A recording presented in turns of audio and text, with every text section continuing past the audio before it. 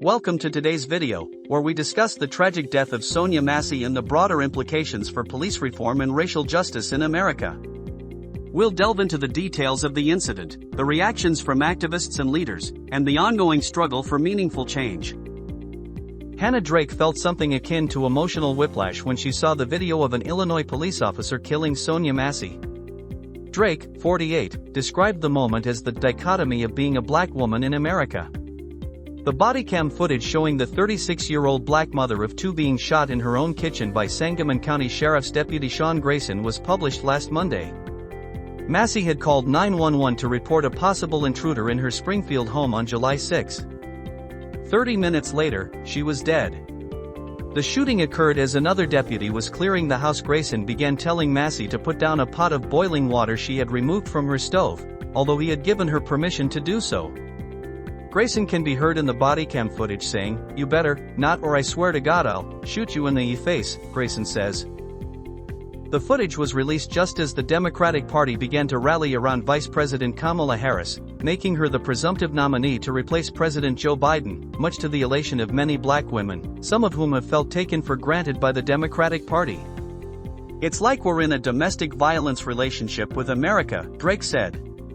"It's like a honeymoon phase, and then it's right back to violence."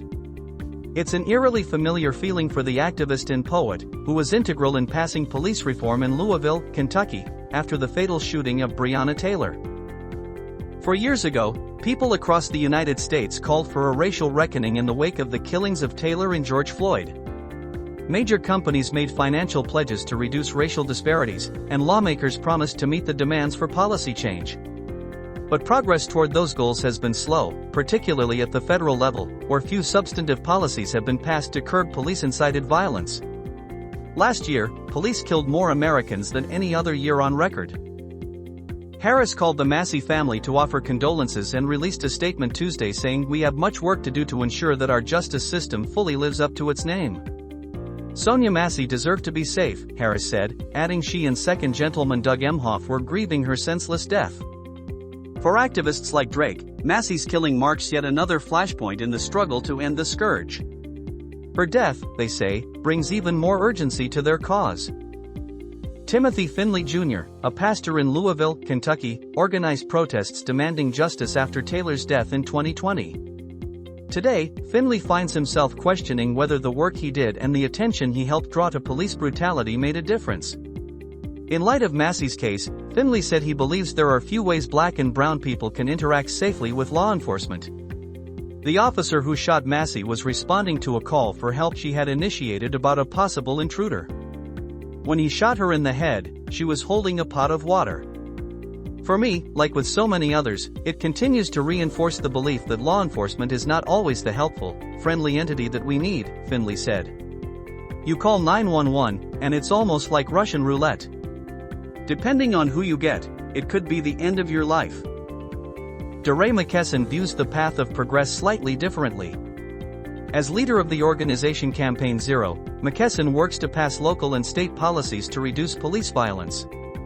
McKesson became a civil rights activist after 18-year-old Michael Brown was shot by a police officer in Ferguson, Missouri, nearly 10 years ago. This last decade is the first sustained period of activism ever around the police, McKesson said of the improvements he has seen since. 7 states now have adopted Campaign Zero's recommended restrictions on the use of no-knock raids, the practice that allowed police to enter Taylor's home. Renewed calls for action. McKesson, however, doesn't deny that more change is needed. When he heard of Massey's death earlier this month, the first thing he researched was the police department's local use of force policy because often, they're awful. "They allow the police to kill people," McKesson said.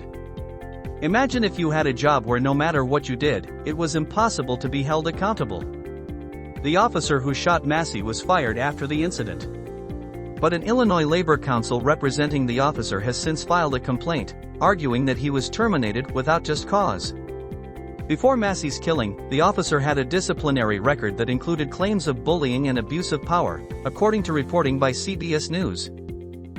Those circumstances are part of the reason Lanita Baker, an attorney who represented Taylor's family, believes a cultural change in the way law enforcement organizations operate is equally as important as policy reform. We can have all the legislation in the world, But if we still have the bad people, they're still going to do bad things, Baker said. Efforts to decrease police brutality, she said, should be focused at the local level, where most departments are run. She has advocated for more thoughtful hiring practices and enacting better systems of addressing misconduct within police departments. Ever pushing for change at the federal level, Baker puts the blame for policy action squarely in the hands of Congress, which has yet to pass the comprehensive George Floyd Justice in Policing Act. As someone that works and pushes for continued change, I'm going to continue like every little bit that we get is a step in the right direction, Baker said. Is it fast enough? Absolutely not. Traherne Cruz, an activist who founded Black Lives Matter Minnesota, urged Democrats to make racial justice a policy priority ahead of the 2024 general election. Though he said he won't vote for former President Donald Trump, Cruz believes Democrats need to earn the votes of Black Americans by more ardently pushing for policy change in the next few months. Massey's death is just a wake-up call for all of us across the country that we still have a lot of work to do, and that we have to get to it, Cruz said. The only way we won't go backwards is if we continue to stay in the streets and continue to organize and continue to put, not just pressure on police departments, but also on elected officials to do the right thing and enact policies into a law.